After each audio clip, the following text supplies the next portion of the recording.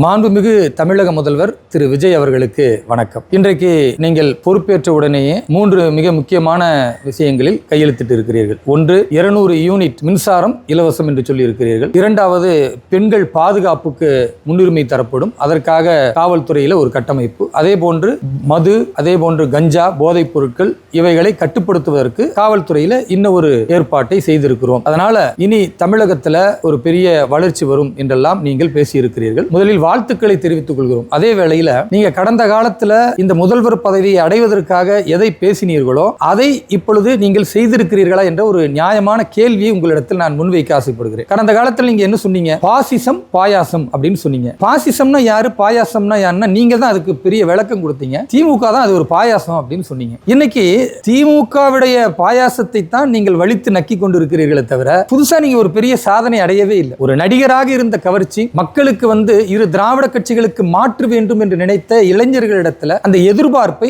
நீங்கள் பயன்படுத்திக் கொண்டிருக்கிறீர்கள். ஆனா நீங்க என்ன சொன்னீர்களோ அதை செய்து இன்றைக்கு முதல்வராக பதவியேற்றிருக்கிறீர்கள்னா நிச்சயமா கிடையாது. முதல்ல நீங்க என்ன சொன்னீங்க அப்படின்னு பாத்தீங்கன்னா, இந்த திமுகவை எதிர்ப்பதுதான் எங்களுடைய நோக்கம், டிஎம்கே வெர்சஸ் டிவிகே, இதுதான் உங்களுடைய பிரச்சாரத்தினுடைய அடிப்படையா இருந்தது. ஆனா இன்றைக்கு ஆட்சியில் நீங்கள் இருக்கிறீர்கள். உங்க ஆட்சி அமைப்பதற்கு யார் அனுமதி தந்திருக்கிறா? திமுகவுடைய தலைவர் ஐயா ஸ்டாலின் அனுமதி கொடுத்ததின் அடிப்படையில் தான் இன்னைக்கு நீங்க முதல்வராக பதவியேற்றிருக்கிறீர்கள். இந்த விஷயத்தை நாங்க சொல்லலங்க, திமுகவுடைய அனுமதியோடு தான் இந்திய யூனியன் முஸ்லீம் லீக் உங்களுக்கு ஆதரவு கொடுத்திருக்கிறது என்று இந்திய யூனியன் முஸ்லீம் லீக் சொல்லி இருக்கிறது. அதே மாதிரி நாங்கள் திமுக கூட்டணியில் இருக்கிறோம், இந்த ஆட்சி கலைந்து விடக் கூடாது என்பதற்காகத்தான் ஆதரவு கொடுக்கிறோம் அப்படின்னு திருமாவளவன் அவர்கள் சொல்லி இருக்கிறார். அதே போன்று கம்யூனிஸ்டுகளுமே இந்த ஆட்சி கலைந்து விடக் கூடாது என்றுதான் வெளியில் இருந்து ஆதரவை தவிர எங்களுடைய கூட்டணி திமுகவோடு தான் அப்படின்னு சொல்லியிருக்காங்க. இந்த மாதிரி ஒரு கேவலமான விஷயம் எந்த மாநிலத்திலும் நடந்ததில்லை. சில நேரங்களில் பல கட்சிகள், குறிப்பா காங்கிரஸ் போன்றவர்கள் பாரதிய ஜனதா கட்சி மேல வைக்கக்கூடிய குற்றச்சாட்டு என்ன, இவர்கள் விலைக்கு எம்எல்ஏவை வாங்கிக் கொள்கிறார்கள் அப்படின்னு சொல்லுவாங்க,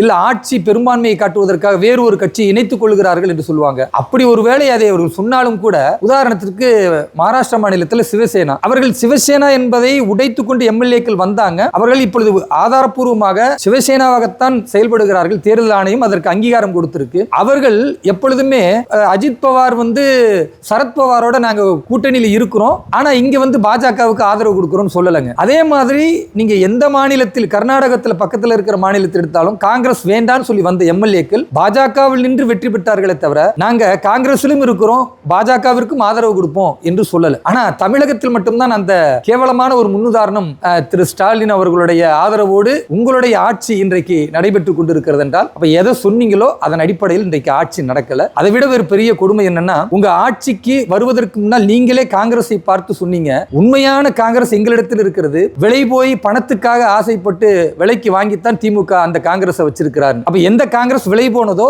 எந்த காங்கிரஸுக்கு எவ்வளவு பெரிய தொகையை திமுக தலைவர் ஸ்டாலின் அவர்கள் கொடுத்து வைத்திருந்தாரோ அந்த காங்கிரஸுக்கு நீங்க அதை விட பெரிய விலையை கொடுத்து இன்றைக்கு உங்க ஆட்சிக்கு சப்போர்ட்டா அவர்களை வைத்திருக்கிறீர்கள் நினைக்கும் போது ரொம்ப வருத்தமா இருக்கு. அது மட்டுமல்ல, இதே திருமாவளவன் உங்களை பத்தி என்ன சொன்னாரு? நீங்க ஆர்எஸ்எஸ் செல்லை குழந்தைன்னு சொன்னாரு, பாஜகவுடைய பி டீம் சொன்னாரு, அதை விட இன்னும் கடுமையாக தாக்கினார். ஆனா கொடுமை என்னன்னா, அவர் தான் இன்றைக்கு உங்களுக்கு வெளியிலிருந்து ஆதரவு தருகிறார். இப்போ நீங்க ஆர்எஸ்எஸ் செல்லப்பிள்ளை என்பது உண்மையாகி விட்டதா, அல்லது பிஜேபியுடைய பி டீம் என்பது உண்மையாகி விட்டதா, அல்லது நீங்கள் யார் என்பதை உங்களுக்கு நீங்களே கேள்வி கேட்டுக்கொள்ள வேண்டும் என்பதுதான் என்னுடைய பணிவான கோரிக்கை. அது மட்டுமல்ல, இதே காங்கிரஸ் என்ன சொன்னது? அவர் ஒரு ஜோசப் விஜய் என்பவர் ஒரு கிறிஸ்துவராக இருந்து கொண்டு கிறிஸ்துவ வாக்குகளையும் இஸ்லாமிய வாக்குகளையும் உடைத்து பாரதிய ஜனதா கட்சி என்டிஏ ஆட்சி வருவதற்கு மறைமுகமாக ஒத்துழைக்கிறார், அதற்காகத்தான் இவர் அனுப்பப்பட்டுள்ளார் அப்படின்னு காங்கிரஸ் உங்களை பத்தி விமர்சனம் செஞ்சது. எந்த காங்கிரஸ் பிஜேபியுடைய பி டீம் என்று சொன்னதோ அந்த பி டீமாக இன்றைக்கு நீங்கள் செயல்பட போகிறீர்களா, அல்லது காங்கிரஸை சொன்னது தவறு என்று வெளியாக சொல்ல முடியுமா? உங்களால முடியாது. என்ன, உங்களுக்கு முதல்வர் பதவி அமைய வேண்டும் என்பதற்காக நீங்கள் எவ்வளவு கீழ்நிலைக்கும் போவீர்கள் என்பதை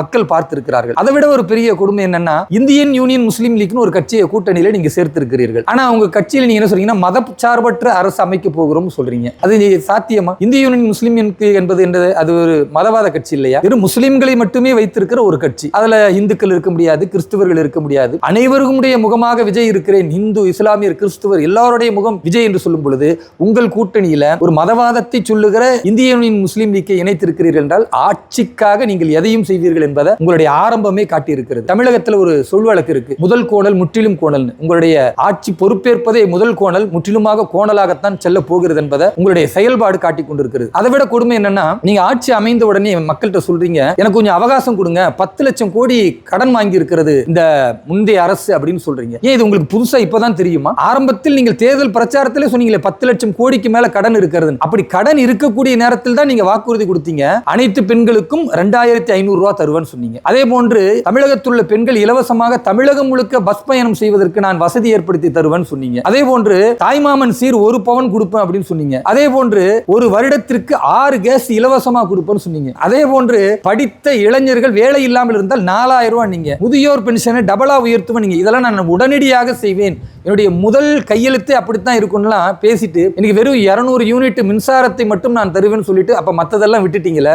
ஒருவேளை திமுக தலைவர் ஆதரவில் இருக்கிறதுனால இந்த ஆட்சி அவர் எப்படி ஸ்டாண்ட் எடுத்தாரு, அனைத்து பெண்களுக்கும் 1000 ரூபான்னு சொல்லி 28 மாசம் கொடுக்காம அதுக்கு பிறகு வெறும் 1 கோடி பெண்களுக்கு கொடுத்து ஏமாத்தினாரோ, அதே ஏமாற்று வேலையை நீங்களும் செய்ய போகிறீர்களா? நீங்களும் வழக்கம் போல கஜானாவில் காசு இல்ல, அதனால பாராளுமன்ற தேர்தல் வரைக்கும் இந்த பெண்களை ஏமாற்றி உங்கள் வாக்குறுதியை கொடுத்த அந்த வாக்குறுதியை மறந்துவிட்டு கடைசியா பாராளுமன்ற தேர்தல் வரும் பொழுது ஏதாவது ஜிம்மிக் வித்தை காட்டி 2500 கொடுக்க போறீங்களான்னு தெரியல. வருத்தம் என்னன்னா, தமிழக மக்கள் சித்தாந்தத்தையோ ஒரு கட்சி தலைவர் எவ்வாறு வர வேண்டும் என்பதையோ பார்க்காமல் ஆர்வம், மாற்றம், ஒரு நடிகர், ஒரு பரவசம் என்ற அடிப்படையில் உங்களை தேர்ந்தெடுத்திருக்கிறார்கள். தமிழக மக்களுடைய அந்த தேர்வுக்கு நாங்கள் தலை வணங்குகிறோம். அதே வேளையில் நீங்கள் வெறும் 35% வாக்குகளைத்தான் பெற்றிருக்கிறீர்கள். 65% தமிழக மக்கள் உங்களுக்கு எதிராக வாக்களித்திருக்கிறார்கள் என்ற உண்மையையும் நீங்கள் புரிந்து கொள்ள வேண்டும். உங்களுடைய ஆட்சியில சட்டம் ஒழுங்கு, அதே மாதிரி பெண்கள் பாதுகாப்பு என்பதை வாயளவில் இல்லாமல் செயல்படுத்தி காட்டி முழுமையாக நீங்கள் தீமைகளுக்கு எதிரான ஒரு அரசாக நிரூபிக்க வேண்டும். சொன்ன வாக்குறுதிகளை குறித்த நேரத்தில் நிறைவேற்ற வேண்டும். அப்படி இல்லாவிட்டால் எதிர்க்கட்சியாக